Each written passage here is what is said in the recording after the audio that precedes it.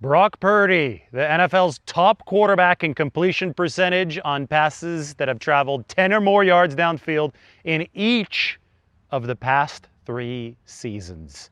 Chew on that and chew on some of the 49ers moves that they've made over the course of this past week. Two new signings that I think really insulate them ahead of the NFL draft. Just ran 129 steps behind me, by the way. It's become a daily tradition over the course of this offseason. Uphill climb gets you in better shape. 49ers working to get the roster in shape for this draft. And adding Cam Sample, a versatile defensive lineman. He played everywhere, including 4 snaps at nose tackle last year. And adding Jack Jones, there's some real upside at cornerback.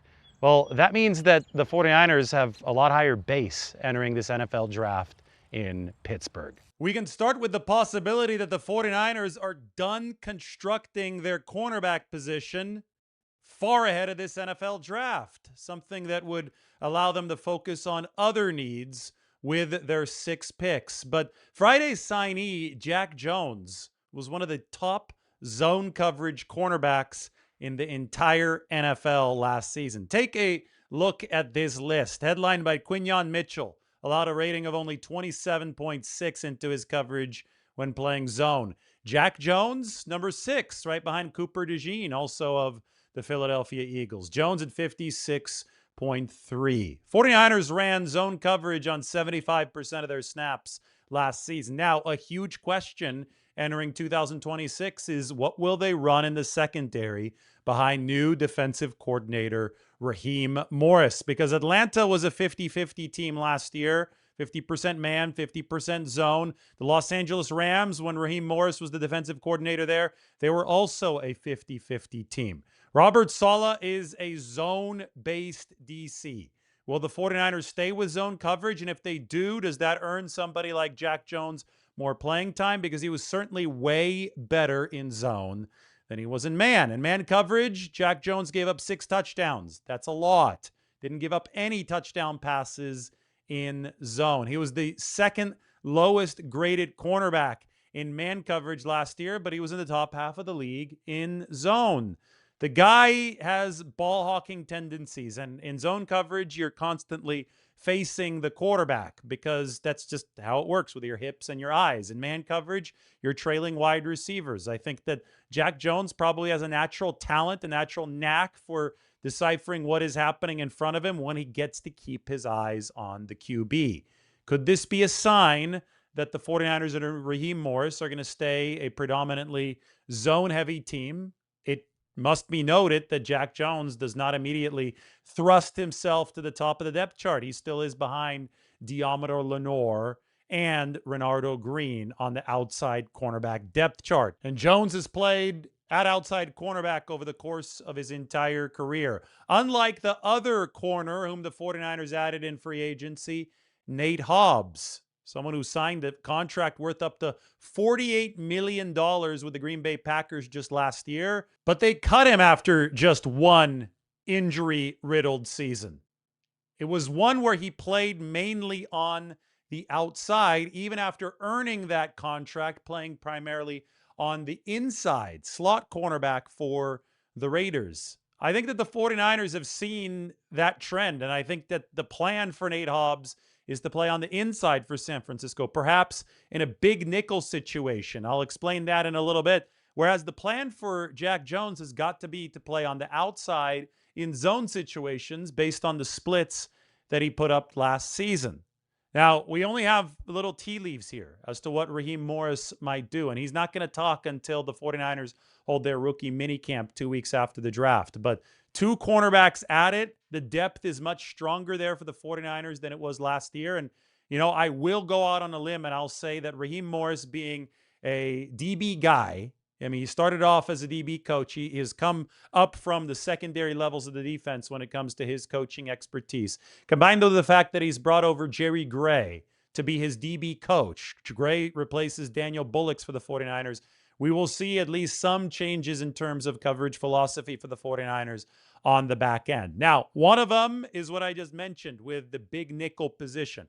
49ers have a small nickel, a standard nickel in Upton Stout, who was only 5'9". He had one of the best years of any rookie last year. He was very solid for the 49ers. He improved in coverage as the season went along. He was very good blitzing. He was good in run support, I think, wire to wire for San Francisco. But at 5'9", especially with some big slot options in this league, you're going to be at a disadvantage. And the 49ers learned very quickly last year that they needed to employ a big nickel. A nickel back who could come in situations where the 49ers needed some more matchup ability against size.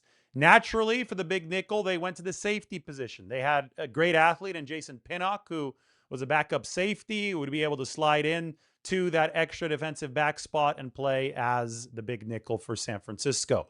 Still, Pinnock was a safety by trade, not a cornerback by trade, even though he started his NFL career actually playing a little bit of cornerback before he was moved to that safety position.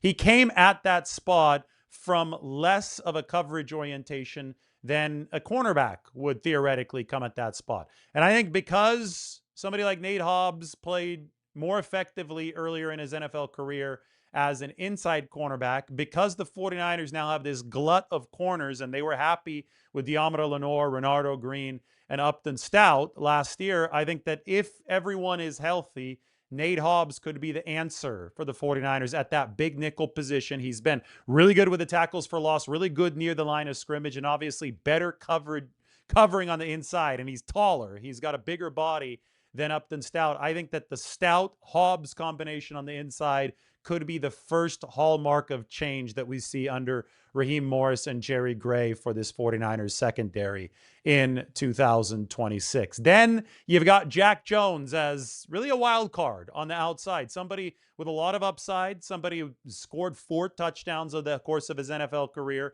We've seen pick sixes for Jack Jones against Patrick Mahomes and against Easton Stick, the former North Dakota State product, off of quick screens. So this is somebody, when he's got his eyes on the quarterback and he's got his eyes in the backfield, he can make splash plays. I think that is solid potential depth for the 49ers behind Deommodore Lenoir and Renardo Green. Now, the big questions with Jack Jones, and probably the reason why the 49ers will be able to get him at a deal that isn't much more expensive than the league minimum, and we're going to get the exact numbers on this deal for Jack Jones over the course of the next week, but there have been off-field concerns. He was arrested after 3 a.m. at a Panda Express in 2018, and he pleaded guilty to misdemeanor burglary. That was after he had dropped out of USC's program because he was academically ineligible. Following that, Jack Jones enrolled at Arizona State under Coach Herm Edwards, who was John Lynch's DB coach in Tampa Bay, and he finished off his college career well enough to earn himself a 4th-round pick selection in 2022 to Bill Belichick and the New England Patriots. But after a strong rookie season in 2022, Jack Jones was arrested at Boston's airport. He had 2 loaded guns in his carry-on baggage. Those charges were later dropped after a pretrial deal, but the Patriots did waive Jack Jones following a miss of curfew later in the 2023 season. He then went to the Raiders, eventually to the Miami Dolphins, now is signed with the 49ers. He has not gotten in trouble with the law since 2023, but there have been those 2 incidents, plus the one with the New England Patriots, where he did miss the curfew. And obviously that was enough for Bill Belichick to cut a promising young player. So the 49ers are definitely taking a flyer here. I'm sure it's not going to be an expensive one on Jack Jones. This gives the defense a chance to be stronger and deeper. But of course, Jones cannot get into more off-field trouble, and that is why they're not going to entrust him with a starting cornerback position right off the bat. Also, the performance has been boom or bust on the field. Good in zone coverage, bad in man coverage. Perhaps Raheem Morris can find a way to mix and match what the 49ers do on the back end to accentuate Jones' strengths, but hide his weaknesses. The bottom line behind all of this is that Deommodore Lenoir is really good. His numbers have not been much different than Trent McDuffie's, and McDuffie is now the highest paid corner in the entire league. The Rams are paying him a contract worth $32 million annually. They also spent 2 first-round picks to get him. Well, 49ers have that homegrown at $18 million a year. That's a great bargain for San Francisco. Renardo Green is entering year 3 on a rookie deal. That's also a bargain for San Francisco. He has not been perfect by any stretch of the imagination, but when I went through all the cornerback statistics in my State of the 49ers DB piece, you could see that Renardo Green was indeed in the top half of the league. Shanahan might have been upset with him during that NFC divisional round playoff loss to the Seattle Seahawks for running the wrong coverage, but more often than not, Renardo Green was doing the right thing for the 49ers, and they certainly expect a year 3 jump for him. Year 3 is one of those seasons that makes or breaks whether or not a player can get a big contract following his rookie deal. So some pressure on Renardo Green. On the other side of the ball, that pressure is on a player like Ricky Pearsall. And then, of course, there's Upton Stout, who's led the NFL in pressures. He's one of the strongest corners in the game, put up the most bench press reps of any cornerback, 22 at the NFL Combine in 2025. 49ers love him as their small nickel. He can fit into tight spaces. He's a missile in the backfield. He can be deployed on blitzes. I mean, you speak of what Morris and the Atlanta Falcons did last year. They were the second most prolific blitzing team in the entire NFL, behind only the Brian Flores coordinated Minnesota Vikings. So Stout can be deployed in that way. Nate Hobbs is a big nickel, can be deployed in an aggressive way that blitzes a lot. Jack Jones then probably pushes Darrell Luter Jr. out of the mix for the 49ers, but you can never have too many good corners, too many talented corners. The 49ers ran out of talented corners in 2020, and they paid dearly. You can go ahead and look up the Brian Allen game against the Miami Dolphins. Just so happens to be the most recent team that Jack Jones has played for. Now, the other signing that the 49ers made this week is also a fascinating one. It's Cam Sample, the defensive end. But rewind back to the NFL Combine and something that John Lynch said when he was asked if this team was going to change its philosophy with Raheem Morris now being the defensive coordinator. And he said, we're a 4-man front team, but we dabbled in a lot of 5-man fronts last year. Raheem's done a lot more of that because he's done some 3-4 stuff. So there'll be some different body types and things, but just small tweaks. The positive thing for me is that it widens the sample size of prospective players. The guy that wasn't there because we thought he was more of a 3-4 outside backer, maybe there's a spot for him now. It widens the sample size of prospective players. Is this signing of Cam Sample, another 1-year signing, something that is evocative of what John Lynch said at the Combine? Remember that he finished his quote saying, the guy that wasn't there because we thought he was more of a 3-4 outside backer, maybe there's a spot for him now. Well, last season, we saw Cam Sample take a little over 200 snaps for the Cincinnati Bengals. 232 to be exact. 118 of those 232 snaps came at either a left outside linebacker or right outside linebacker alignment. So he's playing in a 3-4, playing a stand-up outside linebacker role on roughly 50% of his snaps. He also played with his hand down in the dirt at a standard left defensive end role, at a standard right defensive end role. He also played at both of the tackle techniques. He played a nose tackle. I mean, he played right at the nose at the one technique for the Cincinnati Bengals. At 272 pounds, he took 4 snaps at the nose tackle while taking well over 100 snaps at outside linebacker position. So this is a very, very versatile defensive end. I don't think that you want him playing much more than 400 snaps in a season. I think he's a rotational piece.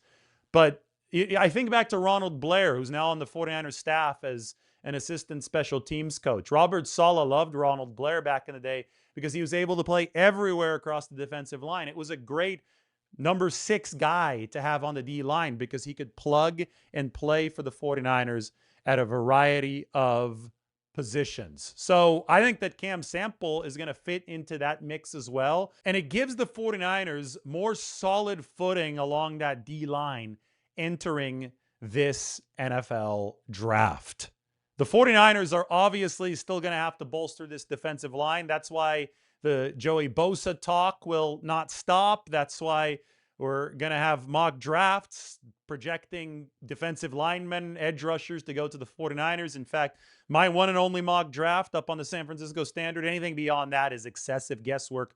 But my one and only draft is up, and if you go check it out, you'll see that Malachi Lawrence is my first-round pick at number 27. Romello Height, an edge rusher, is also somebody who's visited the 49ers. They need to further bolster the defensive line, especially after losing Bryce Huff to retirement. And especially because so many guys, 4 guys, are coming off of surgeries and still are recovering from surgery. So they need more along the defensive line. But adding a guy like Cam Sample, a veteran who has averaged about 20 pressures a season, 20 pressures, 2 sacks a season when he's been able to be out there, that gives the 49ers very, very important veteran depth somewhere between spots 5 and 8, 5 and 9 on this defensive line rotation. It gives them, at the very worst, a 4th defensive end, but they could still decide to swing higher. And I think that they're going to have to swing higher because they just need more bodies along that front. And that position group is so important for them, and they want to help the secondary out as much as possible. We all know the infamous statistic, the low light statistic from 2025. The 49ers had an NFL low 20 sacks. The 49ers also went on a near record run without an interception, straddling 2024 and 2025. Now, a lot of that could be blamed on the lack of a pass rush for San Francisco. Obviously, something that they've been working to improve this offseason. They have traded for Osa Odighizuwa to bolster the interior line. One of the craziest stats is that Osa Odighizuwa, 52 pressures by himself last season, almost as many as all the 49ers defensive tackles combined in 2025, 56. So the 49ers are pouring resources into the line, hoping that's going to create mistakes on the back end. But then you have to have defensive backs able to prey on those mistakes on the back end.